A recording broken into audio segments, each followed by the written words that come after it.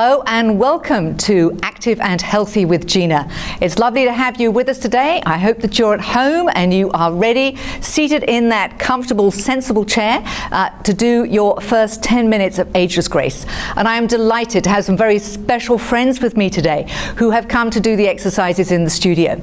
So on this side, I've got Zandra, and I have got Patsy, and I have got Carol, and we've got Rashid from the office again because we thought we'd balance it with 4 people. As we say, Ageless Grace is for anybody, whatever age. So thank you all for coming and sharing and being with us. They are part of my Saturday class. They've been coming to the Ageless Grace classes for almost 2 years. As you can see, they all look really fit, really healthy, which they are. My husband Nick names them the Ageless Rockers. So I'm very thrilled that they're going to be here today for us to be able to do the class. So the 3 exercises that we are going to do today, although we've got 4 bits of music. The first exercise is called Yo Baby. It's all of our stretches. So we're going to be just taking a stretch and holding it. So as always with Ageless Grace, the rule is voice of the body is always wise. So if this is the first time you're watching the show and you're taking part in these classes, find a solid chair. It can be without arms or with arms. Be barefoot and let's get ready to go.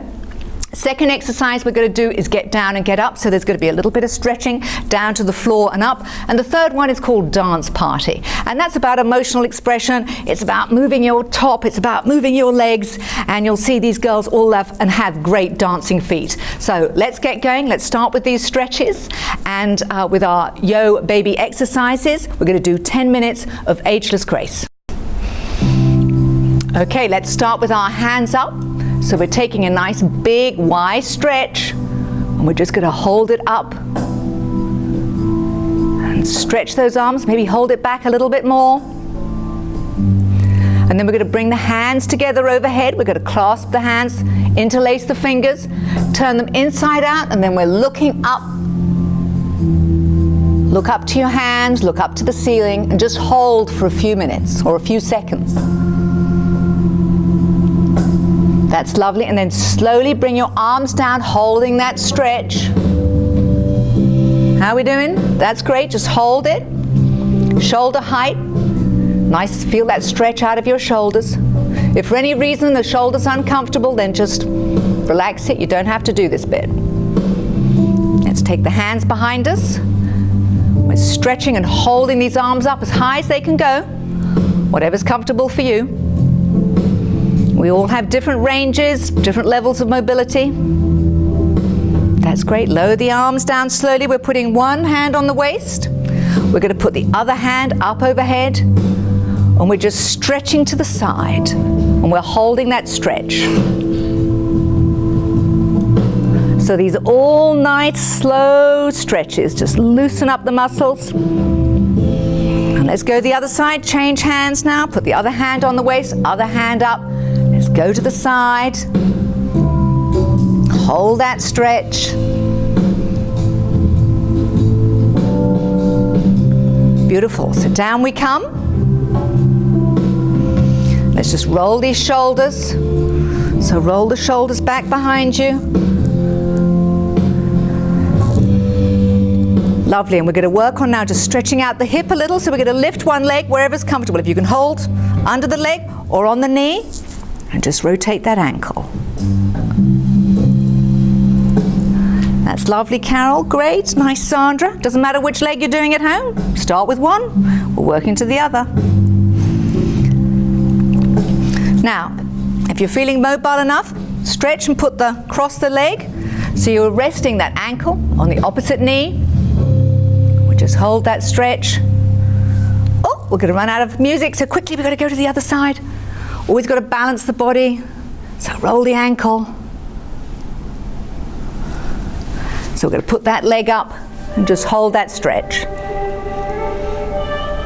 So we've just started getting the body loosened up. Okay, all right, next one is our get up and get down. So tap your legs, stretch these hands up, and we're tapping these knees again and reaching down a little ways, not going too far. I want you to keep this back nice and loose. So we're tapping our knees, reaching forward, just a little ways to begin with. Up, knees, forward. So we'll just do down halfway. Now the next time we're going to go all the way down to the floor if you can. So knees and floor, and knees and up. So we're not doing it too fast. So we're just going up and down, hands up, knees down to the floor. So just find your own rhythm and pattern. Lovely. So we just stretch out this back and whole body. We're going over the heart line, which is making this heart go a bit faster. And we're going to switch now to doing it with one hand. So one arm. So tap leg. Up. Tap. And just down a little to begin with. We're not going all the way down to the floor. We're just going to do 3, reaching a little way. So you're not going to get too far out of your own range. And then now we're going to go down to the floor. Floor. Knee. Up. Let's pick up the pace a little. Up. And up. How's everyone doing?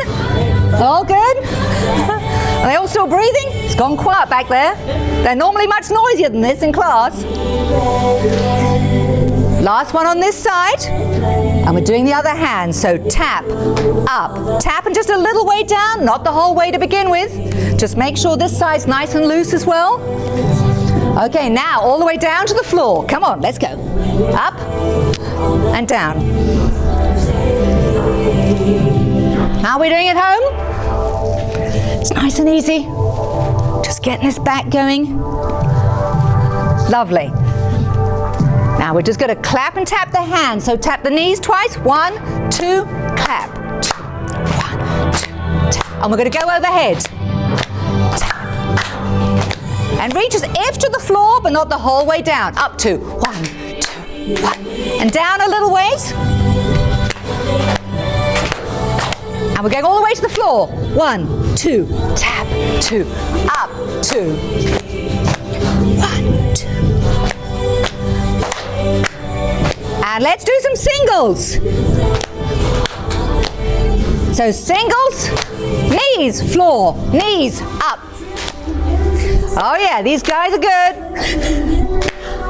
How are we doing at home? Finding your pace to do it? So good. Get that heart going. Brilliant. Well done, everybody.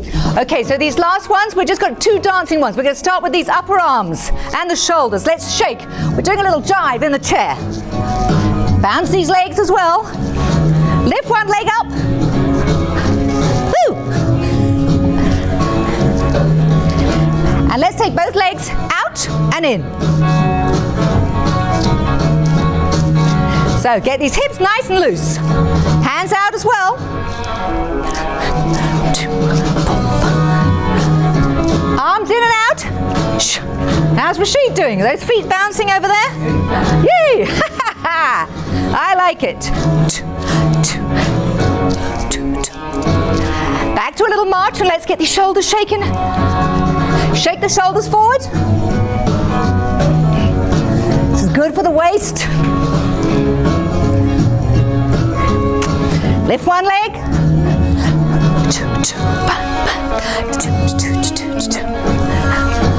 And good. Legs in and out. In and out quicker.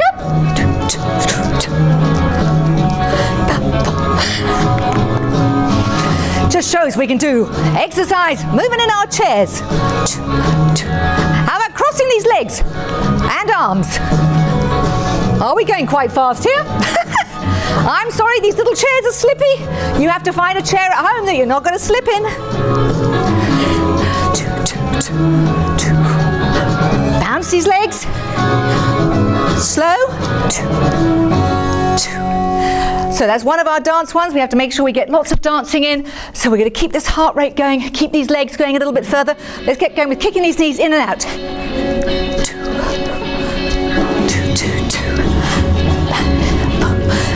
So it's a bounce and a kick. Kick. Sandra's legs bounce so quickly, so do Patsy's and Carol's. Oh, these girls are fast. I can't keep up with them. And we're going to do one heel to the side and in, and the other side. Point it with the finger as well. More of the body parts we're using, the more the heart's going to have to work a little bit harder. It's only 10 minutes. We can all do 10 minutes. Rocket girls. the beauty of this song, or these dance party tracks, are that it's about your emotional expression. You dance the way you want to. And kick it toe forward.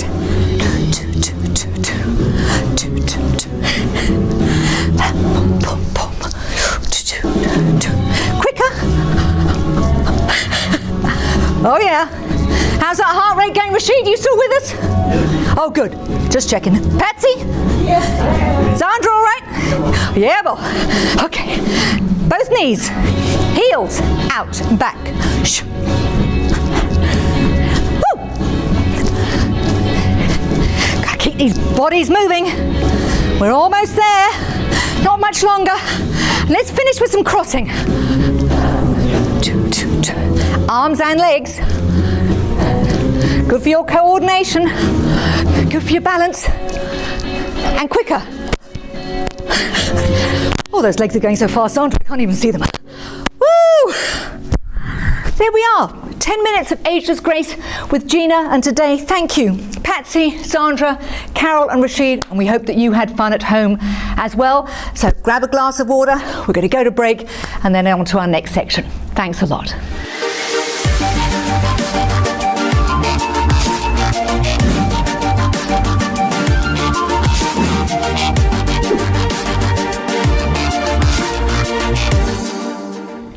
And welcome back to Active and Healthy with Gina. So I hope you enjoyed those few exercises. I had fun.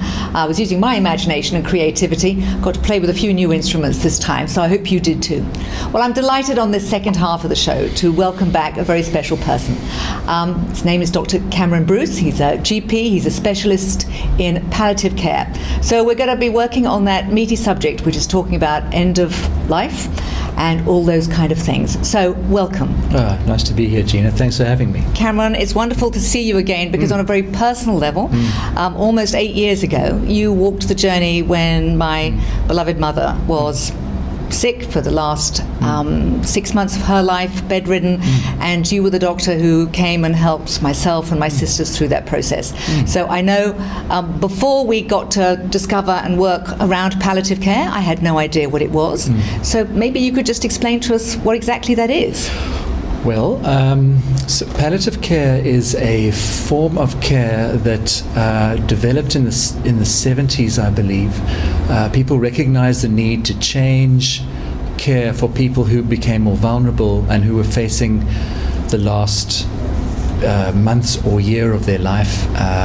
The care was focused really around, or is focused around, symptomatic treatment and not necessarily an ongoing curative model. So the focus is around making sure that people are taken care of holistically, with their physical needs, for instance, pain or shortness of breath, for their emotional needs, for their spiritual needs, and also for social needs at times. And so palliative care is an approach that helps to maximize your quality of life without necessarily attempting to try and lengthen or indeed shorten your life.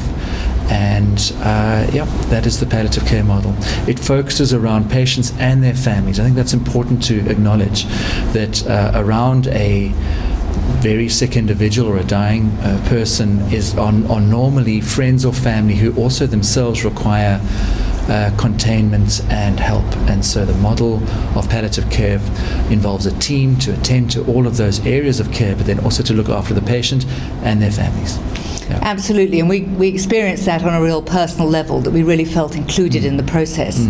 Because you're right, it's a journey that you do all share together. Yes. So that was a huge thing for us, I think, as a family. Yeah. Look, I mean, thinking back on our time together, I think that we had a kinship, and we shared a fairly intimate space. I think is actually the reality of that. When you're looking after someone who's so unwell and expected not to last much longer, I think you develop quite close connections with the people that you're looking after, and I think there's a certain amount of bringing a little bit of who you are, and there's an emotional exchange involved there. It's slightly slightly more in that vein of care as opposed to some of the harder, more stricter aspects of clinical medicine. So you bring a little bit more than just the medical decisions about what medicine to take or what to do from a practical point of view. And I think we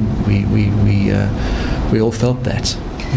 And because, as I said at the beginning, until you need somebody who has experience with palliative care, you don't really understand what it's all about. Yes. And it's a different type of care because one goes to the doctor, one gets the medication to get better. And as you say, this is about realizing now it's just about helping people be comfortable. Yeah, I think the modern palliative movement is to try and to bring palliative care or the palliative principles into the broader aspects of clinical medicine.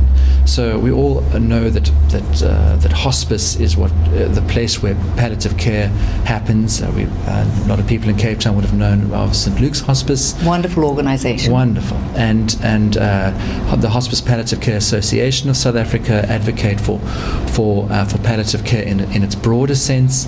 But what we're trying to do is to get mainstream hospitals, general practitioners, and people of all sort of interests in medicine to have a handle on palliative care, because we really believe that palliative care is a natural extension to any patient's journey, and that shouldn't necessarily be seen as being separate, so that people don't get into a space where they feel they're between a curative model and then a palliative model, and the two of them are so different. We're aiming to try and have a sort of gradual transition from one to the other and integrate palliative care into the broader offerings of medicine. I think that's very important. As we say, people will plan a holiday and a journey with great foresight and detail, but they don't want to plan the journey to the end of their lives. No. And I think one of the things that we just want to say to people is that it's okay to do that. I know it's hard for all of us to face our own mortality and to imagine that life will continue once we're gone. But for those of us who have children, we want it to continue. Sure.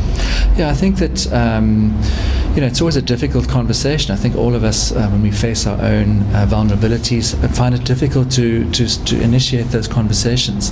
I think what we're trying to do is to encourage people to have those conversations a little bit earlier along the journey, so that they can make decisions and state their intent about how they want to be looked after while they still can. Because often the palliative practitioners often end up getting involved at a very late stage, and in fact that doesn't always end up with the best results. There's a certain amount of courage required to have these difficult conversations a little earlier on in the game, and that's encouraged in the medical field as well, just to initiate some of these conversations, as well as just to the general public, to say, look, if you know we've got an incurable illness, for instance, then there are people out there that it's worth having a conversation with, so you can advocate for what you want and plan for what you want while you're actually relatively healthy.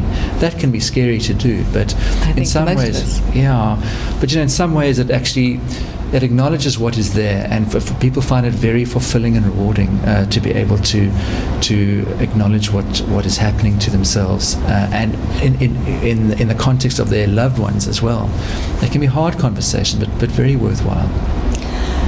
It is easier for some than it is for others. I was in one care home where one of the nurses saying her mother had found out about the Death Cafe, which is a place you could go and talk about death, and she was wanting her daughter to go with her and to take the other daughter, who was also late 50s, and the other daughter burst into tears, said Mum's not going to die, and ran out the room.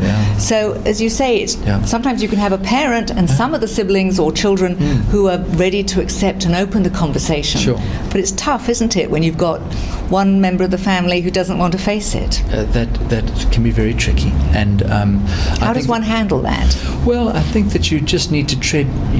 First of all, one has to be gentle in how you express things. I think one has to open a door without necessarily exposing something very scary to people. So initiating conversations doesn't necessarily force people to complete those conversations right there and then in those sittings. And I think the other thing that I often encourage is that these conversations are inclusive. The very person that actually needs to have that conversation is the person who's most scared to have it. So you do need to be able to introduce just the idea of having a conversation, and that person might not want to engage at all initially, but at some point will gradually get more used to that, because that conversation doesn't get any easier to have. No, you're quite right. Yeah. I remember at one stage in my life, I was very close to my mother. And I remember saying to her, "You're not allowed to die." I actually used those words. "You're not allowed to die. You're not allowed to die before I do." Yeah. But what was, and it was, I actually say it was a gift and beautiful to share that 6 months Sure. caring for her along with my sisters and with you as our doctor. Yeah. And to experience that journey with somebody, and that we had the time. Yeah. And I know sometimes it can be very quick. Sure. Someone can get diagnosed and the end can come very quickly, which is why, as you say, someone needs to have that advanced care planning set in place. Yeah. Yeah. But yeah, time, and as you say, the gentleness and the patience made it very, very worthwhile. There is, talking about the Advanced Care Plan document, Yes. that's a relatively new document in South Africa, and that's been formulated by the Hospice Palliative Care Association. In fact, there are a couple of them. They have their own website, I think. Yes, they do. I did go and take a look at it. Yeah. HPCA. Yeah, .co.za. .co.za. Yeah. And the document's right there. When you open it up, it says you can download it. It's That's very, right. very interesting and very helpful. And it's a non-threatening document. It It is. explains a little bit about the glossary of the terms that are used, Yes. and then asks questions that are fairly broad Right. about what sorts of care you would like to receive, or what you specifically don't want to receive. And it's not necessarily just intended for people who are at the very end of their lives. This may be for people who are vulnerable, who don't necessarily have the best quality of life, and decide that they don't necessarily want to go back into ICU or be resuscitated, etc. So, and that document can be reviewed and it can be changed. It doesn't commit you legally even. It just is a reflection of what your wishes are, so that if you can't advocate for yourself, that your family or a practitioner can get a sense of what you want and try and tailor your care in accordance with what you want. So that's certainly something that needs to be set up while you're still very much compos mentis and fit and able to make a decision, Exactly. rather than be too frail to do And anything that with it. document can say that you want absolutely everything done for yourself, because you're still loving life and your quality of life totally warrants that. Right. But in fact, in a year's time, as something's happened, maybe there's been a hip fracture and there's no longer the mobility, and then one's decisions or one's choices perhaps change, and you can review that document. So the encouragement is to engage with the document that in itself doesn't commit you to anything too scary, but just to maybe have that conversation. So it's intended for people who are not necessarily palliative patients in the classic sense. Right. In palliative care, we've often used a question called the surprise question, and that is, would I be surprised if this person were to die in the next year? Okay. And if the answer to that is no, then you can start thinking in a more palliative way around the discussion and the treatment for that patient. Right. But an advanced care plan document doesn't necessarily just attend to people in that last year. It can be for people who want to make decisions about their broader care and how what's important to them and what's not. Well, I think that's a useful document that people need to get hold of. And it's great to have a website that we know where to go and look for that. Sure. Now, I know that you've done this for some period of time, and it's wonderful work and it's very rewarding. Do you ever find it depressing? I find it depressing at times if we get involved in very sad situations or sudden loss. But in fact, conversely, most of the time it keeps me connected with the essentials of life. It keeps me connected with, dying is part of life, and actually being in the privileged space of looking after people who are dying and being involved with their families keeps you very connected with the most essential things that actually make life what it is. So I consider it a very invigorating and rewarding work. It has its sadness. That's totally acknowledged, and it's right for it to be sad, because there's always loss. Yes. But it's a wonderful area in which to work, and I get incredible reward from it. Yeah. Well, Cameron, thank you so much indeed. And I know that you do great work, and thank you for coming in and sharing with our viewers a little bit about what palliative care is, knowing that they can go and get some advanced care planning. And I really, really appreciate you taking the time and sharing the information. It's been Lovely my to have you with pleasure, us. Gina. Thanks very much for having me. Thank you. Yeah.